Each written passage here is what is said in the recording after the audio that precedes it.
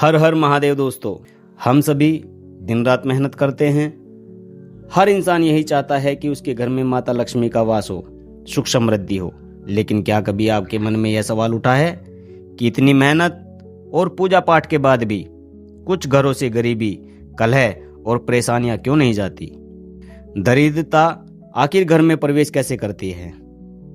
आज मैं आपको जो बताने जा रहा हूं वह कोई सुनी सुनाई या मनगढ़ंत बात नहीं है। आज हम बात करेंगे हमारे सबसे प्राचीन और प्रमाणिक ग्रंथों में से एक लिंग पुराण के उत्तर भाग अध्याय 6 में छिपे उस महारहस्य की, जिसे जानने के बाद आपके रोंगटे खड़े हो जाएंगे। शास्त्र कहते हैं कि माता लक्ष्मी और दरिद्रता दोनों सगी बहनें हैं, लेकिन इन दोनों का स्वभाव एक दूसरे के बिल्कुल विपरीत है। जहां लक्ष्मी है वहां दरिद्रता नहीं रह सकती, और जहां दरिद्रता का वास हो गया वहां से माता लक्ष्मी को जाना ही पड़ता है। लेकिन दरिद्रता अकेली नहीं आती, वो आती है अपने पति दुसह के साथ। और अगर दुसह किसी घर में टिक गया तो दरिद्रता पीढ़ियों तक उस घर का नाश कर देती है।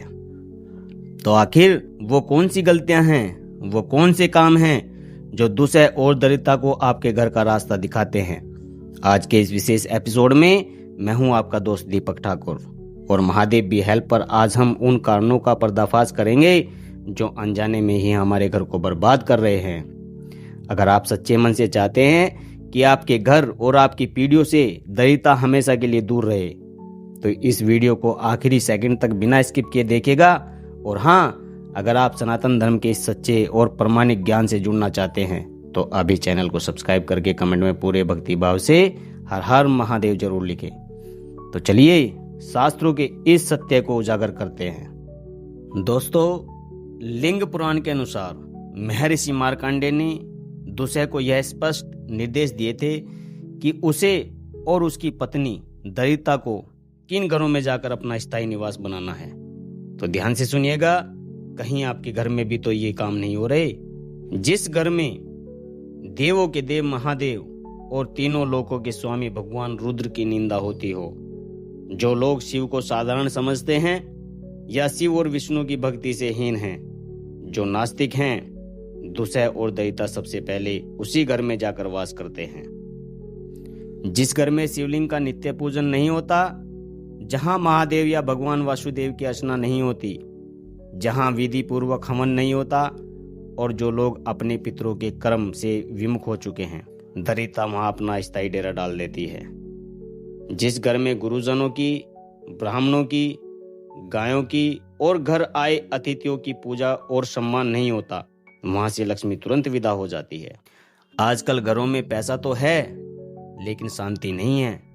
लिंग पुराण स्पष्ट कहता है कि जिस घर में पति और पत्नी एक दूसरे के विरोधी हों, जहां बात बात पर कलेश होता हो, और विशेषकर जिस घर में रात्रि के समय कलह और झगड़े होते हों, वहां दुसह अपनी पत्नी दरिद्रता के साथ खुशी खुशी निवास करता है।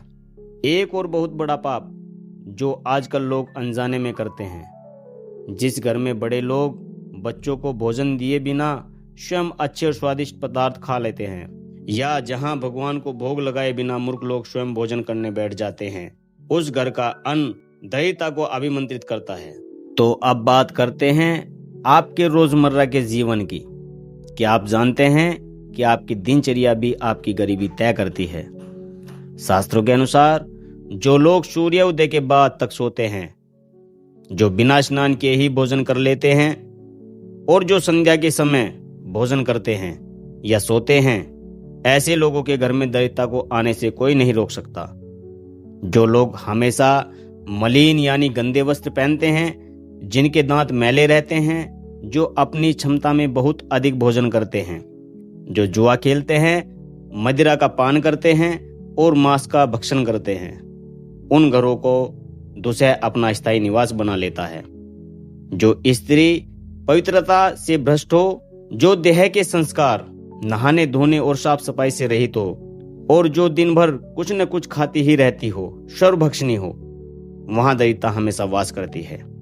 तो दोस्तों, क्या आप जानते हैं कि आपके घर के आसपास का वातावरण और पेड़ पौधे भी दरिद्रता ला सकते हैं?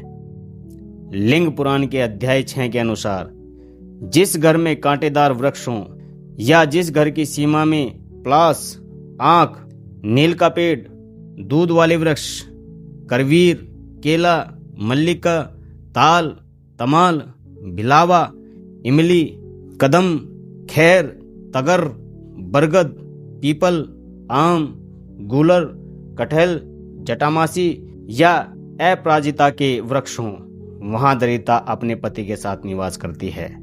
ये वृक्ष मंदिरों या जंगलों के लिए शुभ हो सकते हैं, लेकिन घर के भीतर या बहुत समीप इनका होना वास्तु और शास्त्रों के अनुसार वर्जित है। जिस घर में कौवों का बहुत अधिक निवास हो, जिस घर में डाकनी, काली या भैरव की ऐसी मूर्तियां स्थापित हों जिनकी विधिवत तांत्रिक पूजा न होती हो, वहां नकारात्मक ऊर्जा और दरिद्रता का वास हो जाता है और अंत में वो महापाप जो इंसान की पीढ़ियों को नरक में धकेल देते हैं। जिस घर में पराई स्त्री पर बुरी नजर रखी जाती हो, जहां लोग कुत्ते और पशुओं की भांति अप्राकृतिक रूप से मैथुन करते हों, जो दिन के समय स्त्री प्रसंग करते हों या जल के भीतर ऐसा करते हों, वहां दरिद्रता का ऐसा श्राप लगता है जो कभी नहीं मिटता। जो नराधम, नीच मनुष्य रस वाला स्त्री यानी मासिक धर्म के समय या कन्याओं के साथ या गौशाला जैसे पवित्र स्थानों में ऐसे अपवित्र कर्म करता है, उसका विनाश निश्चित है। तो मेरे प्यारे दोस्तों, महर्षि मार्कंडेय ने यह चेतावनी हमें डराने के लिए नहीं बल्कि हमें जगाने के लिए दी थी। अधिक कहने से क्या लाभ? जिस घर में नित्य कर्म नहीं होते, संध्या वंदन नहीं होता, हवन नहीं होता और भगवान की भक्ति नहीं होती, दरिद्रता वहीं अपना घर बनाती है। अगर आपके घर में भी जाने अनजाने इनमें से कोई गलती हो रही है तो आज ही महादेव का नाम लेकर उसे सुधारने का संकल्प लें। शिव और शक्ति की आराधना करें, घर में पवित्रता रखें, स्त्रियों और अतिथियों का सम्मान करें। आप देखेंगे कि कैसे दुसह और दरिद्रता आपके घर से भाग जाएंगे और माता लक्ष्मी हमेशा के लिए आपके घर में विराजमान हो जाएगी। आपको लिंग पुराण का यह प्रमाणिक ज्ञान कैसा लगा? कमेंट बॉक्स में अपने विचार जरूर साझा करें और महादेव का जयकारा हर हर महादेव जरूर लगाएं। इस वीडियो को अपने परिवार, रिश्तेदारों और हर उस व्यक्ति तक शेयर करें जिसकी आप परवाह करते हैं, ताकि कोई भी अनजाने में इन पापों का भागी न बने। सनातन धर्म की ऐसी ही सच्ची और शास्त्र प्रमाणित जानकारियों के लिए महादेव भी हेल्प को सब्सक्राइब करना ना भूलें। मैं दीपक ठाकुर मिलूंगा आपसे अगले वीडियो में एक और सत्य के साथ। तब तक के लिए हर हर महादेव।